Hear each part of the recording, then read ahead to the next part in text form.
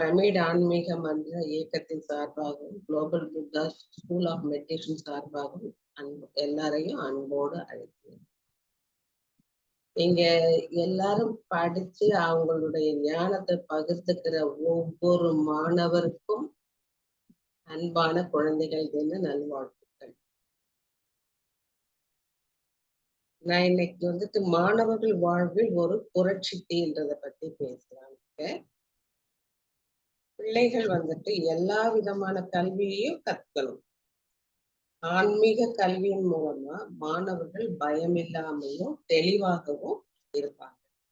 அது அவங்க வாழ்க்கையில என்னென்ன அதுல வரும்: ஞாபக சக்தி, மனம் ஒருமைப்படுதல், உணர்ச்சி வேகத்தில் கட்டுப்பாடு, மனம் உற்சாகமாகவும் ஆனந்தமாகவும் இருக்கவும், நோய் எதிர்ப்பு சக்தி அதிகரிக்கும், நினைத்த லட்சியம் நிறைவேறும், உடல் வலிமை பெறும், படைப்பாற்றல் சிறந்து விளங்கும், தன்னம்பிக்கை வளரும், எண்ணங்களில் தீர்மானங்களில் பேச்சில் தெளிவு பிறக்கும், என்றும் இளமையாக இருப்பாங்க. மன அழுத்தம், கோபம், பயம் இதெல்லாம் மறைஞ்சு போகும். எல்லா நிலைகளும் வாழ்க்கை சமநிலையில் இருப்பாங்க. ஒவ்வொரு குழந்தைக்கும் தேவையான கல்வி தியான கல்வி. சிறு வயசுல இருந்து தியானத்தை குழந்தைகளுக்கு கற்றுத்தரும். அவங்க இளம் பருவத்திலேயே இருக்கும்போது அந்த குழந்தைகளுக்கும் இந்த சக்தியை கொடுக்கும் போது அவங்களுக்கு உற்சாகமும் சக்தியும் சேர்ந்து வரும்போது அவங்களுடைய வாழ்க்கை தரமே நல்லா இருக்கு. இவங்களுக்கு இந்த மாணவர்களுக்கு 5 விரல் கான்செப்ட் வருது. அதை வச்சு பேசலாம். நம்ம கையில 5 விரல்கள் இருக்கு. சுண்டு விரல், மோதிர விரல், நடு விரல், ஆள்காட்டி விரல், கட்டை விரல். இது மாணவர்கள் வாழ்க்கை எப்படி அது இருக்குது அப்படின்றத நம்ம தெரிஞ்சுக்கணும். சுண்டு விரல் விளையாட்டுக்கான குறியீடு. மாணவர்கள் நன்றாக விளையாட வேணும். எப்பவுமே அந்த ரூம்குள்ளே இருந்துட்டு அந்த இதை மொபைலை வச்சு பார்க்கறத விட அவங்க நல்லா விளையாடி இருப்பார்கள். 2வது மோதிர விரல். அது பாடுவதற்கான குறியீடு. அந்த சின்ன குழந்தைகள்லயே அவங்களுடைய குரல் வளத்தை நல்லா எடுத்து பாடினாங்கன்னா அந்த பாடல்கள் சமூகத்துல விழிப்புணர்வை ஏற்படும். 3வது நடுவிரல். இந்த நடுவிரலுக்கு கல்விக்கான குறியீடு. மாணவர்கள் நல்லா படிக்கணும், புத்தி கூர்மையாகும், நல்ல புத்திய நல்லா வச்சுக்கிட்டு அவங்க படிச்சு முன்னேறணும். அடுத்தது ஆள்காட்டி விரல். அது வேலைக்கான குறியீடு. ஒவ்வொரு மாணவனும் மாணவியும் வேலையை கத்துக்கணும். அதாவது அவங்க வீட்டுல இருக்கிற வேலையும் சரி, அவங்களுடைய வேலையையும் அவங்களே செய்ய கத்துக்கணும், செய்யணும். அப்பதான் அவங்களால நல்லா இருக்க முடியும். செய்யாம இருந்தா சோம்பேறித்தனம் தான் வரும். அடுத்தது கட்டை விரல். கட்டை விரல் தியானத்திற்கான குறியீடு. ஒவ்வொரு மாணவனும் தினமும் தியானம் செய்யணும். படிப்பு, விளையாட்டு, வேலை, பாட்டு இவெல்லாம் நல்லா இருக்கணும்னா அவங்களுக்கு அந்த தியானம் தான் அதுக்கான சக்தியை கொடுக்கும். அதனால அவங்க தியானம் செய்யணும். இந்த தியான கல்வி என்னன்னா சுவாச கல்வினா அது கண்களை மூடிக்கிட்டு, கைகளை போட்டுட்டு, கால்களை சமணம் விட்டு உட்கார்ந்து மூச்சை கவனிக்கிறது, அந்த சுவாசத்தை கவனிக்கிறது. அதாவது ஒவ்வொரு குழந்தையும் அவங்கவுங்க வயதுக்கு ஏற்ப 10 வயதுனா 10 வயதுக்கு அந்த மாதிரி அந்த குழந்தைகள் உட்காரணும். இந்த மாதிரியான சிறந்த பயிற்சியை செய்யும் போது மாணவர்களுக்கு அந்த சுவாசத்தின் மீது கவனம் இருக்கிறதுனால அதன் மூலமான பிரபஞ்சத்துல இருக்கிற அந்த பிராண சக்திகளால அவங்களுக்கு அபரிமிதமான நன்மைகள் கிடைக்கும். அதே மாதிரி பள்ளிகளிலையும் கல்லூரியிலையும் இந்த மாதிரியான தியானங்கள், அதாவது பிரமிட் ஆசான்களை கொண்டோ இல்ல தியான யோகிகளை கொண்டோ அவங்களுக்கு பயிற்சிகளை நிறைய கொடுக்கணும். அதே மாதிரி தியான கல்வி இருக்க சூட்சம ரகசியத்தை கூட அவங்களுக்கு தெரியப்படுத்தணும். இந்த தியான கல்வியில எல்லாம் நல்ல பழக்கங்கள் எல்லாம் இருக்கும். அதெல்லாம் நமக்கு தெரியாமல நமக்குள்ள வந்துடும். அதே மாதிரி நமக்குள்ள இருக்கிற அந்த கெட்ட பழக்க வழக்கங்கள் நம்மளுக்கு அறியாமலே நமக்கு தெரியாமலே அவைகளே வெளியில போயிடும். அதனால இந்த தியானத்துக்கு அவ்வளவு மகிமை இருக்கு. அதே மாதிரி கல்வி பாடத்தை கத்துக் கொடுக்குது. அந்த ஞானம் வாழ்க்கைக்கு வாழ்க்கைன்னு கத்துக் கொடுக்குது. நம்ம தியானம் மன அளவுக்கு செய்யறோம். அதே மாதிரி உடல் வலிமைக்கும் நம்ம உடற்பயிற்சி செய்யணும். நாம சாப்பிடுற உணவு இருக்கு, அது சைவ உணவா இருக்கும். அப்போ அது நமக்கு அந்த ஆன்மீக நிலைய இது பண்ணும். அதே அசைவ உணவை சாப்பிட்டீங்கன்னா குரூர தன்மையாகத்தான் இருக்கும். அதுல நம்ம இந்த பிரமிழ் சக்தியில உட்காரும் போது அந்த சக்தியும் நமக்கு ஒருமித்த கவனம், ஞாபக சக்தி அதிகரிக்கும், விடாமுயற்சி வரும், உடல் ஆரோக்கியமா இருக்கும், மனதுல கூட பக்குவ நிலை நமக்கு வளரும். இந்த பிரமிழ்ல இதுல இருக்கும்போது மூளை கூட சுறுசுறுப்பா வேலை செய்யும். இந்த பிரமிழ்ல நாம தண்ணியை வச்சு குடிச்சா கூட நமக்கு அதுல இருந்து ஆற்றல் சக்தி நிறைய வரும்ன்றது சொல்லிருக்கு. அதுல இருந்து நமக்கு ஏதாவது பயம் இருந்தா கூட அது விலகி போயிடும். இதுல இந்த பிரமிட்ல கீழே இருந்து தியானம் செய்யறவங்களுக்கு கற்பனை செய்ய முடியாத அளவுக்கு அவங்களுடைய வாழ்க்கையில மாற்றங்கள் கூட ஏற்படும். இதுல மாணவர்கள் வெற்றி பெறணும்னு சொன்னா அவங்க ஒவ்வொரு நாளையும் தியானத்தின் மூலமா தான் ஆரம்பிக்கணும். தியானம் செய்யறதுக்கு தான் பயிற்சி போகிறது நாளையே தொடங்கணும். வகுப்பறையில பாடங்களை கவனமாக கேட்கணும். ஒருவேளை அவங்களுக்கு அந்த சந்தேகம் ஏதாவது ஏற்பட்டா அப்பவே ஆசிரியர்கிட்ட கேட்டு தெளிவு பெற்று அந்த அறிவை அறிஞ்சுக்கிட்டு தெளிவா இருக்கணும். அதோடு இல்லாம பொது அறிவு புத்தகங்கள், நீதி கதைகள், ஆன்மீக புத்தகங்கள், அப்புறம் தன்னம்பிக்கை வளர்க்கக்கூடிய புத்தகங்கள், இவைகள்லாம் நம்ம தினமும் படிக்கணும். படிச்சுட்டு அதை மற்றவங்களோட நம்ம கூட இருக்கவங்களோட நம்ம அதை ஷேர் பண்ணணும். அது மட்டும் இல்ல, தாய் தந்தையரை மதிக்க கற்றுக்கணும். அதுவும் இல்லாம தாய் தந்தைகளுக்கு தெரியாம எந்த ரகசியமும் மாணவர்களுக்கு இருக்கக்கூடாது. அதுக்கு ஒரு சின்ன இது என்னன்னா, கடவுள் நிறைய படைச்சிருக்காரு. அதுல அவருக்கு திருப்தி இல்லை. அவர் கடைசியா ஒரு ஆலோசிச்சு யோசித்து ஒரு படைப்பை படைச்சார். அதுதான் தாய், பெண், அம்மான்றது படைச்சாரு. அந்த அம்மா என்ன மாதிரியான கஷ்டங்கள் இருந்தாலும் அத்தனையும் தாங்கிக்கிட்டு எல்லாமே செய்வாங்க.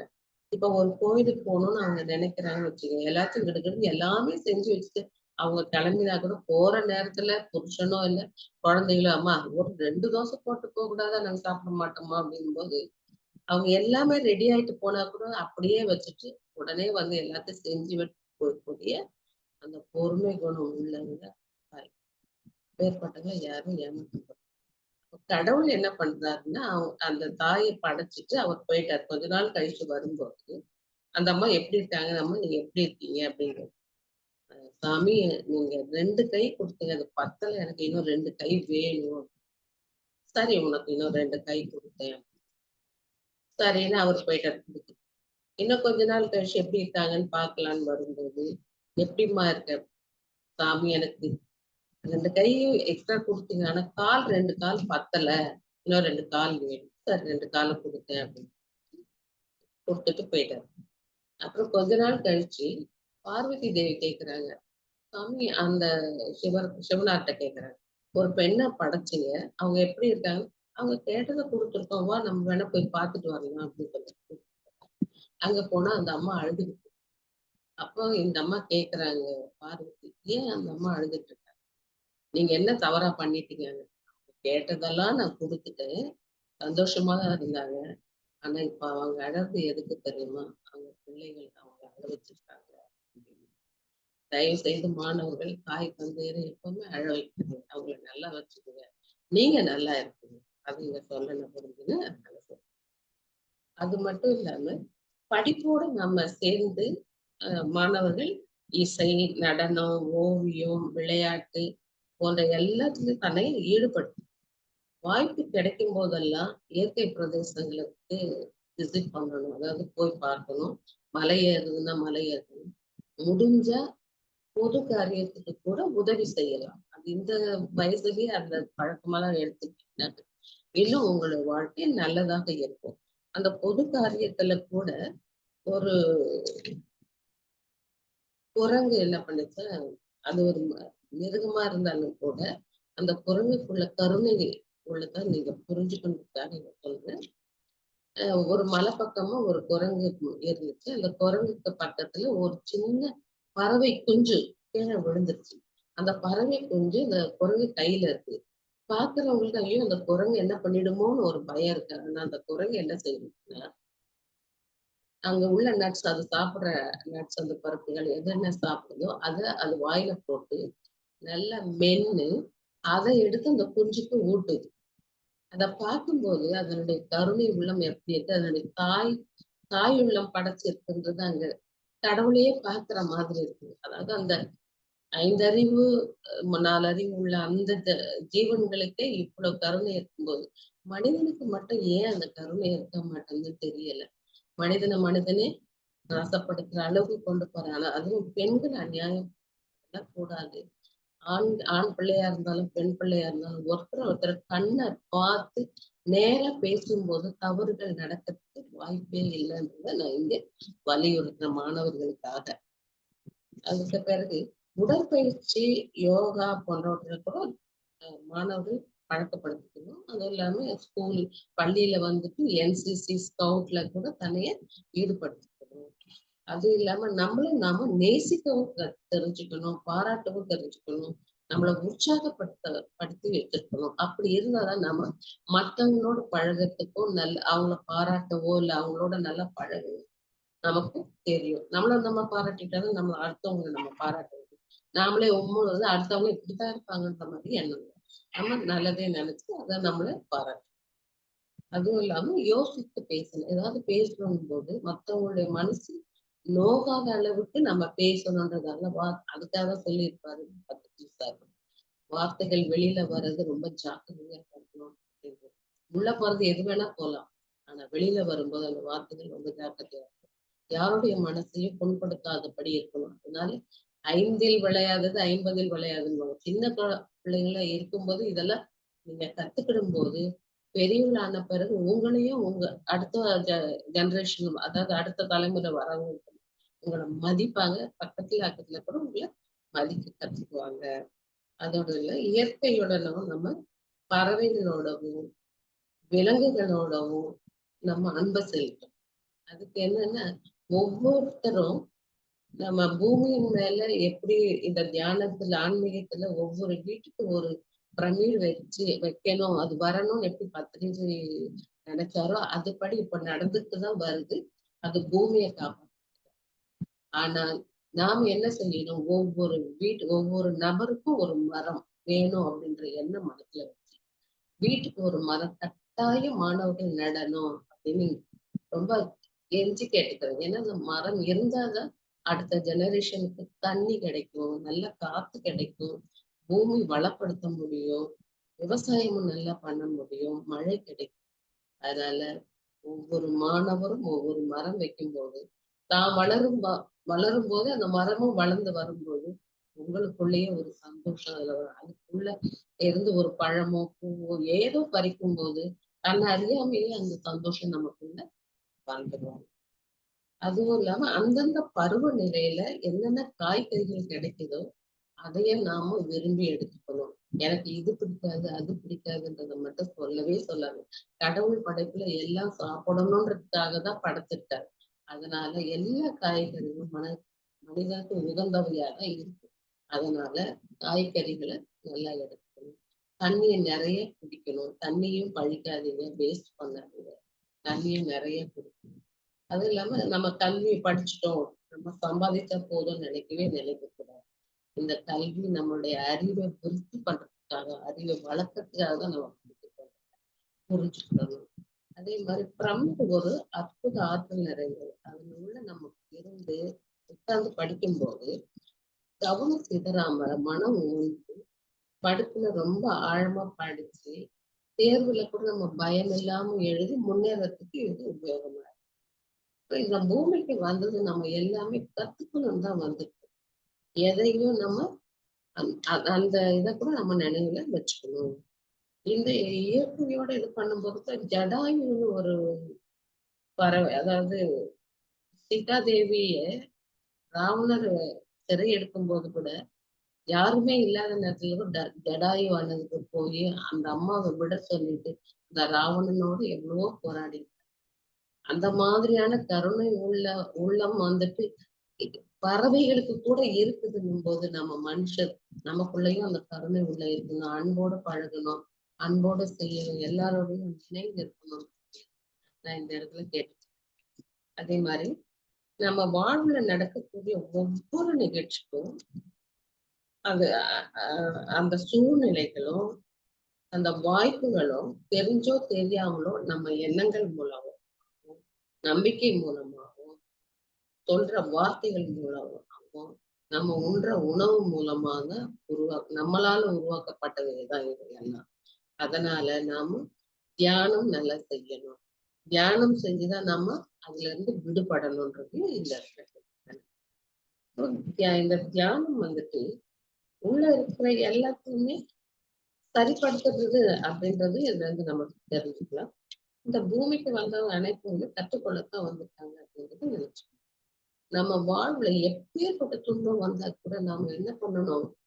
ஐயோ நம்ம பரீட்சையில மார்க் வாங்கலையே, வீட்டுக்கு போனா அம்மா திட்டுவாங்களோ, அப்பா திட்டுவாங்களோ, இல்ல நம்ம ஃப்ரெண்டு திட்டுவானோ, பக்கத்துல திட்டுவாங்களோ, இப்படி எல்லாம் நினைக்கவே வேணாம். தோல்வியும் வெற்றிக்கு ஒரு படிதான்.